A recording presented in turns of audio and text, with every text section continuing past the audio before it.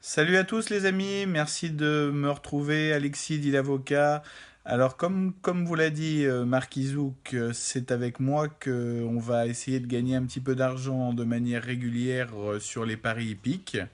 Et je vous propose d'ores et déjà de nous tourner vers la réunion de demain sur l'hippodrome de Chantilly où j'ai sélectionné trois courses pour vous qui, je pense, vont nous permettre de mettre un petit peu d'argent de côté tout de suite et en propos parallèle, je voudrais d'abord vous dire que pourquoi nous décidons d'animer cette session, c'est tout simplement parce que beaucoup de turfistes, beaucoup de passionnés trouvent les chevaux, mais ne savent pas les articuler sur un ticket.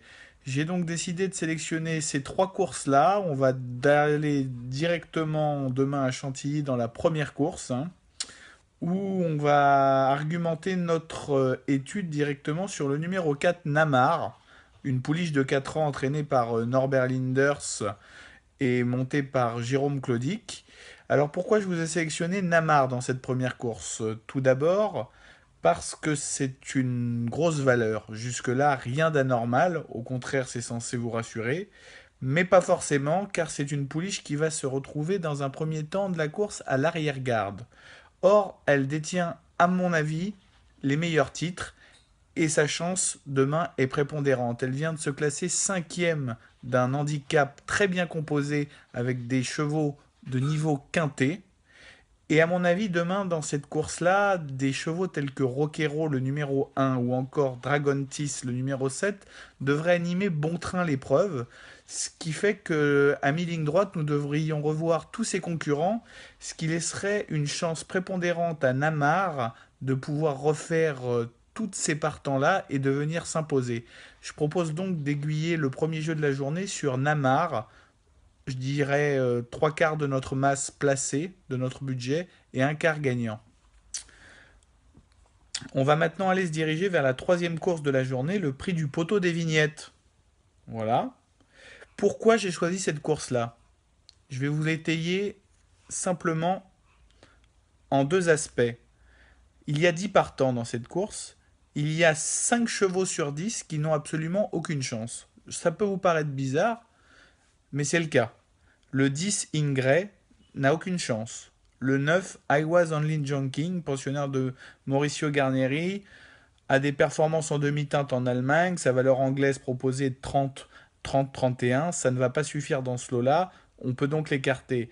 Une pensionnaire de Gina Rarik débute, Animal in Your Eyes. Voilà. En général, quand on débute à 4 ans, c'est qu'on a eu des gros soucis de santé ou qu'on est tardive. Je n'ai pas d'informations à son sujet, mais ça m'étonnerait fort que sa chance de participer à l'arrivée d'entrée soit prépondérante. Je vais également faire l'impasse sur le numéro 4 dimanche à Bamako, qui n'a jamais rien montré de sa vie. Le 3 qui vont des aigles, qui a une valeur 24.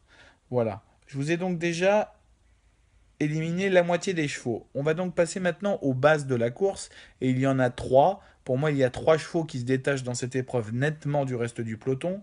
On va donc commencer par le numéro 1, Ziziva, nouveau pensionnaire de Galvin Hernon, qui avant avait fait des performances exceptionnelles et qui détient les meilleurs titres. Cheval qui a sûrement eu des problèmes de santé de la fin d'année 2016 jusqu'à son année 2018. Elle avait fait jeu égal avec des chevaux tels que Stage Magic et Olmedo, ce qui, dans ce lot-là, lui permettrait de l'emporter très nettement. Aujourd'hui, où en est-il? Je ne le sais pas personnellement, mais je pense que si Gelvin Hernon en a fait l'acquisition, euh, cela m'étonnerait fort que ce cheval-là ne s'impose pas demain. Je vais donc lui opposer directement deux candidats, deux pouliches. La première, c'est Sidewalk, le numéro 7, pensionnaire de Fabrice Vermeulen, sous la casaque de Jean-Pierre Dubois, une ancienne pensionnaire d'André Fabre, qui apparemment a mis du temps un petit peu à retrouver la forme, mais qui vient de se classer deuxième à Marseille-Vivant en laissant une impression très favorable après avoir longuement attendu à l'arrière-garde. Et demain, avec l'aide de Christophe Soumillon en selle, à mon avis, je pense que sa place est à l'arrivée, est à coup sûr sur le podium. Il va sûrement se placer bien dès le départ, 4/5e derrière les animateurs, et placer sa pointe finale. À mon avis, elle risque de se retrouver à la lutte pour le succès. Enfin, nous lui opposerons également le numéro 2, Massina, une pouliche de Stéphane Vatel, avec Morgane Delalande en selle, qui ne déçoit quasiment jamais, qui effectue certes une rentrée, mais qui est en 39 de valeur, et qui fait très bien ce parcours à Chantilly. C'est la troisième chance de la course. On va donc jouer le 1 Ziziva, le 2 Massina et le 7 Sidewalk. Les deux heures position qui viendront ensuite, mais qui sont pour moi des chances uniquement pour des quatrième ou cinquième place pour les joueurs de multi, sont le numéro 5 Latinus et le numéro 6 Argoin, dont la distance me paraît quelque peu longue. Enfin, et ça sera notre dernière course que je vous ai sélectionnée, la septième course, le prix de la première route ronde, où nous retrouvons une course à condition de 11 partants, où là encore, pour les raisons que je vous ai avancées tout à l'heure, c'est une course qui m'intéresse fortement pour la flambe, car la moitié des chevaux, encore, n'ont pas de chance dans cette épreuve. On va donc éliminer les numéros 11 Celtic d'Iroise, l'entraînement de Luc Niffels, où on n'a rien vu pour sa première sortie. Le numéro 8, Manouchka, pensionnaire de Stéphane Cyrulis, qui fait une rentrée, mais qui avait gagné simplement un petit lot, il faudra sûrement la revoir. On va donc enlever le numéro 7, Escourt, qui débute dans cette catégorie, un ongle de 4 ans pour l'entraînement de Satoshi